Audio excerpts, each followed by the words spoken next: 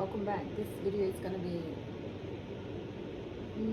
completely different. I actually want to share a little bit about myself, because I actually said in my introduction video that I was going to share my journey, my spiritual journey. So yeah, this is about me. So my shadow work and journey. I like to write everything down, otherwise I completely forget things. So I like to write them as they come to me. I like to write and express myself. So I've written this down. I wrote this down about 6 weeks ago, and I've just now felt comfortable enough to start wanting to express things and put it out there. Okay. On my journey, I have worked on my shadow self for the last 6 years, not knowing what I was doing or really knowing what it was called. So let me elaborate on the not knowing what I was doing part. After my second marriage ended, I took a long, hard look at myself and saw what was going wrong in my relationships and was like, wait, the common denominator is me. So I then went, okay, how do I change this? Why do I get upset, mad at these things, and how can I handle this better? I flipped my life on its head by doing the complete opposite of what I was already doing. Some things changed instantly, but others have still been a long, hard lessons, and unsuccessful relationships. So fast forward to 2017, 2018, I got divorced in 6 years ago, it's 21 now, so 2015. That's when I met my ex-fiance. It was instant mutual connection and attraction. We were friends for about 6 months, just chit-chat here and there before actually meeting up. He was something about him that was different. My soul felt it, and I'm certain that his soul felt it too. To us, we were a perfect match. We ticked each other's boxes in all aspects of everything. They included, like, whatever we wanted, whatever we were looking for in a partner, we pretty much ticked each other's boxes. But then, probably about 2 years into the relationship, things started changing. We started becoming argumentative, started arguing a lot, rubbing each other the wrong way, how it goes in relationships, right? Then we'd always fight. Me getting angry at him and him drinking more than usual, which then triggered my memories of childhood abuse from my mother, and this went around in circles. Like, we just constantly around in circles. So he'd drink to put up with my mood swings, so to speak, and my mood swings were a reaction to his drinking, because he it put me in in an aggressive, as I now know, it's a fight and flight mode. So I learnt that I got diagnosed with CPTSD because of the traumas and the abuse and everything that I've dealt with in my past.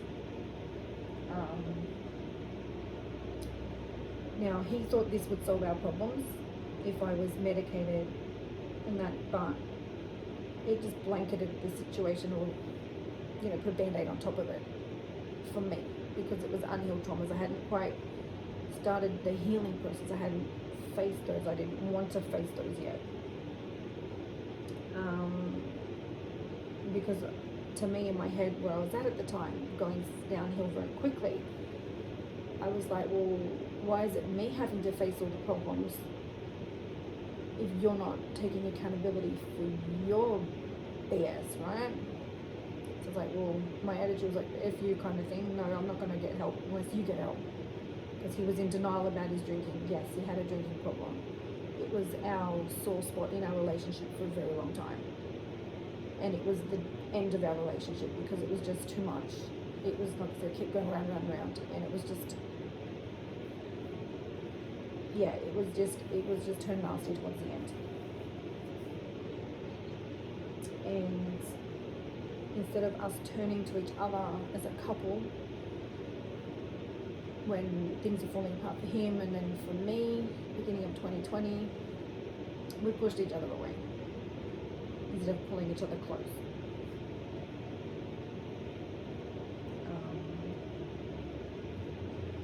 This sunk me down into a very deep, dark hole, even more. And I hated that feeling. I hated being knocked down again. Like, I just got sick of it. I'm so sick and tired of being knocked down all the time. So the breakup, the one on Beverly didn't officially break up, but anyway, that was my wake up call, and I sought therapy, and I got 10 sessions of therapist that specializes in CPTSD, and I swear to goodness, like, he worked miracles, because I saw things differently. I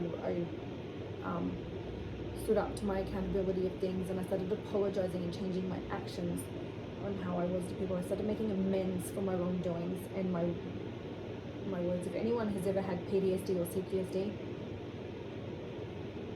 you will know what I'm talking about. I'm not going into details about it, but you can Google it if you listen or watch.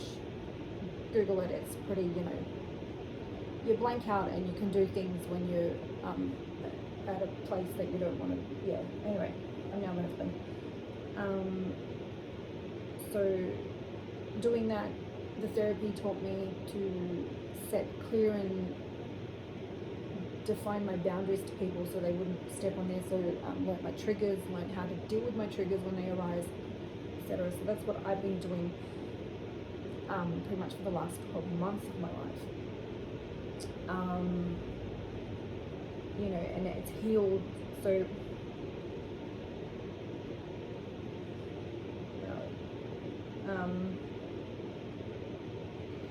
so it's taught me to speak up. It's taught me to find my inner voice. So it's done miracles for me anyway.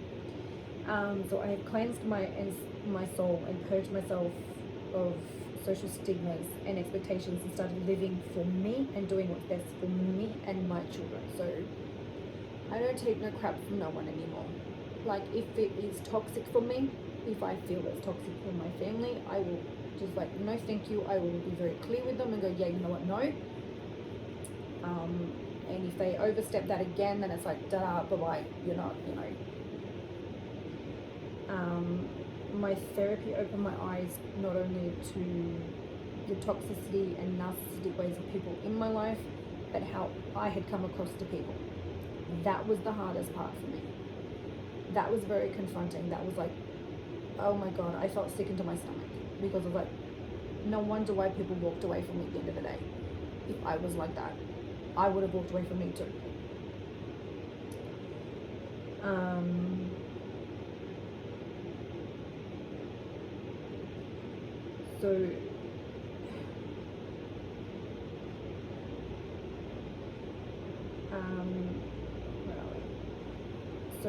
I missed a pop. Okay, so we pretty much, so then once my therapy finished, it was just really bizarre, because it was like, the therapy got me halfway, but the last end of my journey and healing has been in my spiritual work. I've always sort of been spiritual, but a lot of people have like, because people have shamed me for it or tried to fit into other people back in the day. I've lost faith in that. Like, I grew up around this sort of thing, around, witches and pagan, I grew up around it, so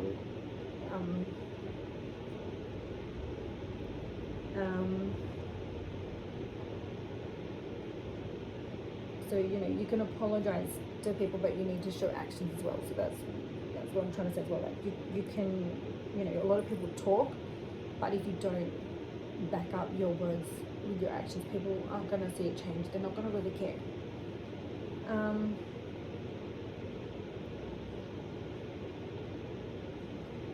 So one thing I really wanted to say here, I really want to, so this is also like learning about my twin flame as well. So even though we had sort of ended, we were still communicating, and we had discussed that we wanted to continue, like we paused our relationship, but we wanted to keep like mutual base going, right? But this is why I say actions with words. Like his actions spoke differently to me, and it hurt. He made me feel like an option, and I didn't want to be an option. I knew that I didn't deserve that, so I spoke up and called him out on it, and he retaliated by saying I hadn't changed. But he didn't like me calling his BS, that's all. And that's when I had to make a hard decision of no contact.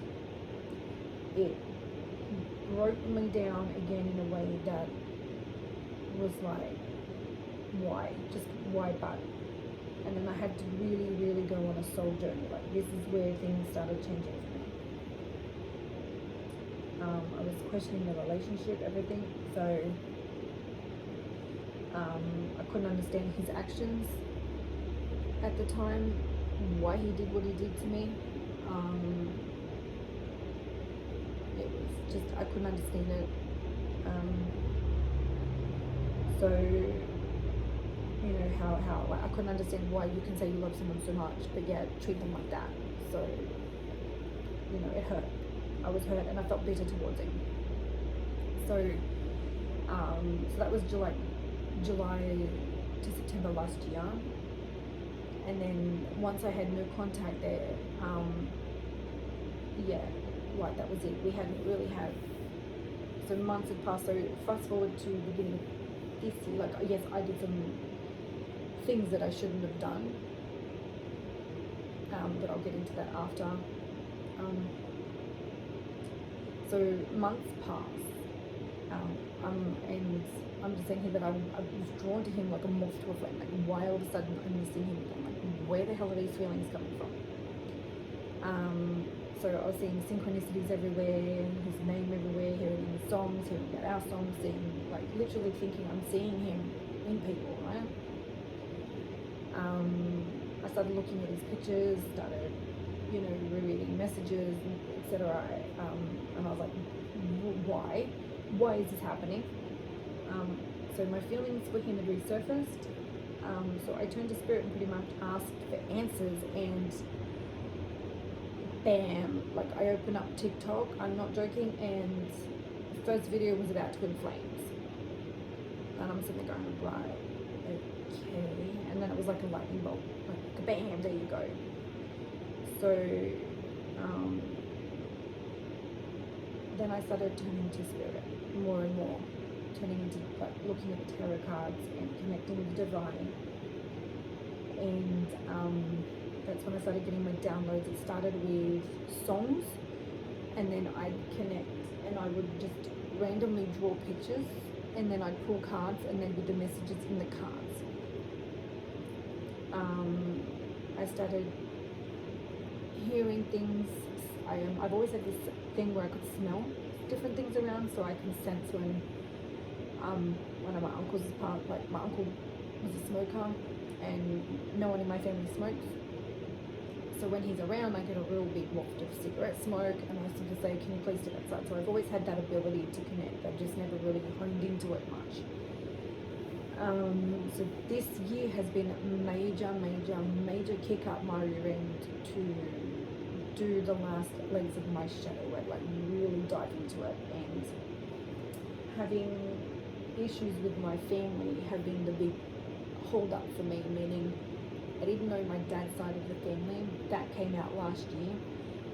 Turns out my sister is exactly like my mother, toxic and abusive, narcissist, sociopath, gaslighter, and I just like, nah, after so much of BS and her using me and whatnot, I just went, no more, I can't deal with the drama. I've cut her out. I'm just like, nah, not dealing with it, it's too much. So that was another lesson I had to go through from spirit. I had to open up. So before I got connection with my twin flame again, spirit was like, you have to purge everything. You have to like get it all out and be open about who you are, about things that you're going through, because I don't like sharing certain details about myself in regards to my financial situation. Like, I was struggling, like, in debt. I had an old karmic tie of a debt, and my old ego way was like, no, I'm not going to pay it because I'm in the right, because this, and this. And I pulled the cards, and Spirit was like, hell no, you're going to do this whether you like it or not, because if you don't, you're never going to, get to that higher self and evolve, so to speak. So I'm like, fine. So I so I'm paying off that debt. That was my last major karmic tie, but my karmic lesson was about setting those boundaries once and for all with my sister and letting go of things that no longer serve me. And she's been like, and that was the last karmic, what's the word? The last piece of my puzzle to heal my family trauma, because finding out certain things, having a mother that was absolutely toxic, I'd always wondered what it was like if I had my dad and the family growing up from that side of it. Now I found that. Now I can't speak for my dad, he's passed away way before I got to meet him. But seeing how things are, I'm sort of grateful that my mum's parents and my nana and my pop kept me away from that, because I had some moral compass pretty much in my life, and if I didn't, I don't know where I'd be. So apparently my dad loved me, so that filled a hole in my heart too, so that was nice. But and I wrote a letter to my mother, and just like purged myself that way and aired it pretty much. As I say, don't air your dirty laundry. No, I aired my dirty laundry, because it releases it to the universe. And finally setting that boundary with my sister and cutting that tie with her now, it's freed me. It's completely freed me. And yes, I'm in communication with my twin flame. I had to do all that in order to reach out to him, because my spirit was like, no, and I was wondering why, and then I've been in communication with him now since April this year, and because it was like, I'm not joking, I was lying in bed 10:30 at night, and all of a sudden it's like, yep, you can message him now. I'm like, why now, it's late? And he instantly replied back, which confirmed to me what Spirit had been saying, that yes, he's missing you, he loves you, and he in his own way said yes, he said yes, I'm thinking of you too. And he's been slowly opening up to me about things I'd already known, things I've already gotten from Spirit, but he's just confirming what's been told to me. So yes,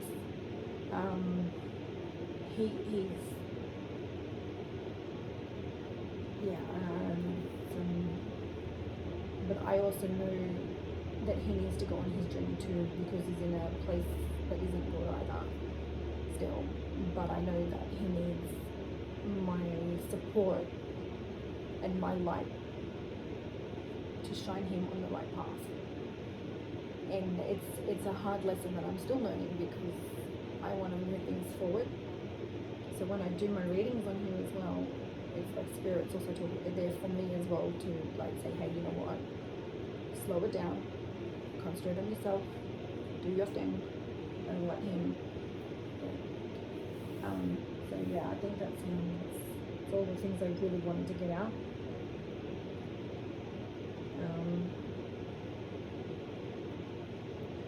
So the biggest lesson that I've taken out of this so far from Spirit up like till today, so and I kind of tell myself daily this, I will never tell anyone anymore how to love me. If they can't see my value and see me as the queen I am, then that's on them. I will not settle for anything less than the utmost respect and not allow anyone to undermine my worth ever again. Because that was my biggest challenge. I'd always let people hurt me, use me, undermine me.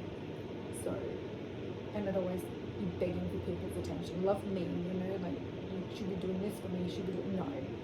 And you shouldn't. You shouldn't be letting anyone tell you, you shouldn't have to tell anyone how to love you or treat you. They should know and want to do that automatically. So that's where I'm balancing things. And hopefully in time, you know, I'm hoping that he, you know, heals. I want nothing but the best for my divine masculine. You know, he's aware of the journey. He's like asking me, can I help him understand this? I'm like, I can't. Spirit is not letting me tell you because then it will just intervene with everything. Yeah. Okay. Yeah. So that's some of my spiritual journey and awakening, shadow work,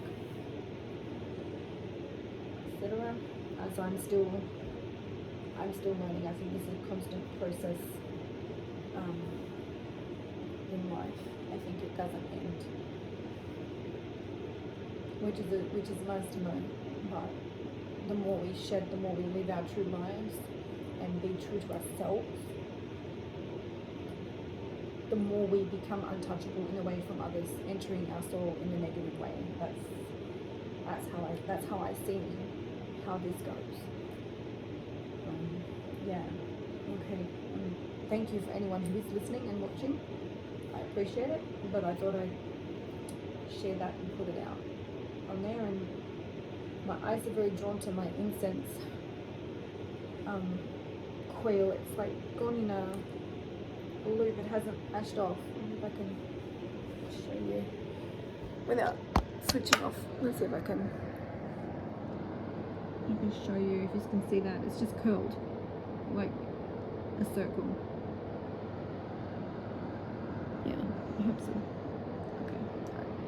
All right. Thank you.